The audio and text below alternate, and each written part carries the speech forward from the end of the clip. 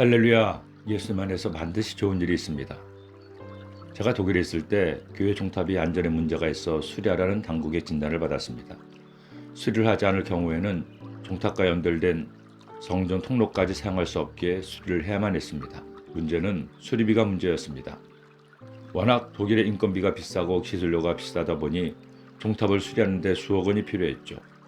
성전을 인수하느라 성도님들이 분에 넘치도록 헌신하였기에 더는 헌금을 말씀드릴 상황이 아니었습니다. 종탑은 수리해야겠고 필요한 재정이 없을 때 목사가 할 수 있는 것은 성도님들과 함께 기도하는 것밖에 없었습니다. 그래서 시작한 것이 40일 특별 새벽 기도였습니다. 월요일부터 금요일까지 매일 새벽에 성도들이 문제를 놓고 기도하기 시작했습니다. 일주일에 5일씩이니 8주간을 작정해서 새벽 제단을 쌓은 겁니다. 말이 8주 40일이죠. 그 기간 동안 목사인 저는 사실은 성도님들도 아플 수도 어디 갈 수도 없었습니다. 그런데 너무나 감사하게도 많은 성도님들이 이 작정 기도에 동참했습니다. 하루도 빠지지 않고 새벽에 나와 기도하신 장로님들, 안수사님들, 권사님들, 학생들까지 얼마나 감사했는지요.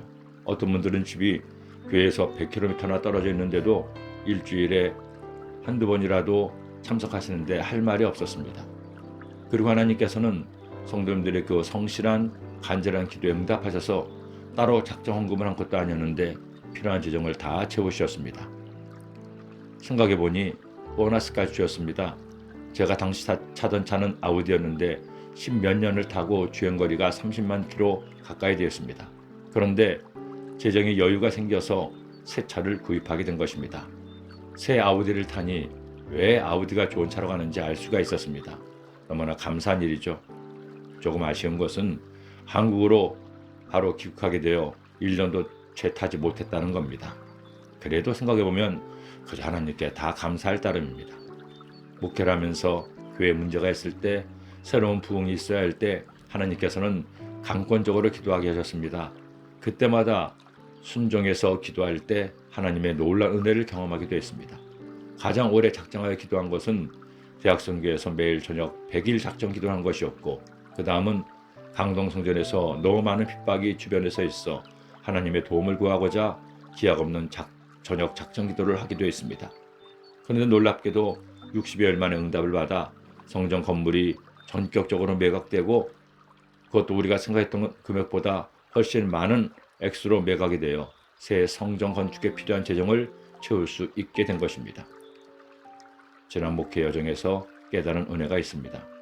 하나님은 교회와 성도가 정성을 다해 하나님을 예배하고 기도하고 하나님을 기쁘시게 일을 하면 그 성실함과 정성과 간절함을 보시고 은혜를 부어주신다는 겁니다.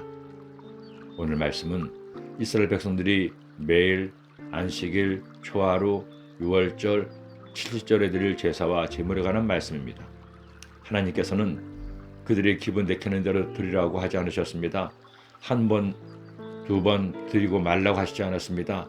하나님이 정하신 것을 하나님이 원하시는 방법대로 드리기를 원하셨습니다. 지난번에도 말씀드린 것처럼 하나님은 이스라엘 백성들이 제사를 드릴 때 그 제물이 아닌 제물을 드린 백성의 순종과 성실함과 정성됨을 제물로 드리기를 원하셨기 때문입니다. 매일 드리는 번제를 상번제라고 합니다. 매일 어린 양 2마리를 드리는데 한 마리는 아침에 또 한 마리는 해질 때 드립니다. 그리고 밀가루와 기름을 섞어 소제도 드립니다. 안식일에는 2배 제물을 드리고 매달 초하루에는 송아지와 양을 10마리씩 드립니다. 심지어 6월절에는 이만큼의 제물을 7일간 계속 드리라고 하셨습니다. 이스라엘 백성들이 하나님의 명령대로 이처럼 제물을 드릴 때 하나님은 기뻐하시고 그들에게 은혜를 더하여 주신 겁니다. 여러분, 우리는 짐승을 잡아 제물을 드리지 않죠. 예수님께서 단번에 모든 인류를 위한 번제, 화목제, 속죄제의 제물이 되셨기 때문입니다. 그러니 우리는 예수님의 이름으로 기도하고 예수님을 찬양하며 예수님을 예배하는 것, 이것이 우리의 제사가 되는 것입니다. 그러니 여러분, 주님을 예배하며 최선을 다하세요. 하나님이 정하신 주일 예배만큼은 절대 소홀히 여기지 말고 꼭 드리세요. 이스라엘 백성들처럼 하루에 2번 예배는 드리지 못하더라도 아침에 말씀을 묵상하고 밤의 기도로 하루를 마무리하세요. 우리가 작정하여 드리는 예배를 정성을 다해 드리세요. 그때 주님의 은혜가 봄비처럼 여러분의 삶에 내릴 것입니다. 지금 창밖으로 봄을 재촉하는 단비가 내리고 있습니까? 여러분의 영혼에 주님의 은혜가 봄비처럼 내리고 있습니까? 기도드립니다. 사랑의 주님, 오늘도 주의 말씀을 통해 우리가 드릴 제사, 내 마음의 예배를 기억하고 깨닫게 하시니 감사합니다. 주님 은혜가 저희들에게 있어 그 은혜 받아 감사함으로 기쁨으로 주님을 예배하는 예배자가 되게 하시고 날마다 주님을 만나는 감격이 있게 하여 주옵소서. 예수님의 이름으로 기도드립니다.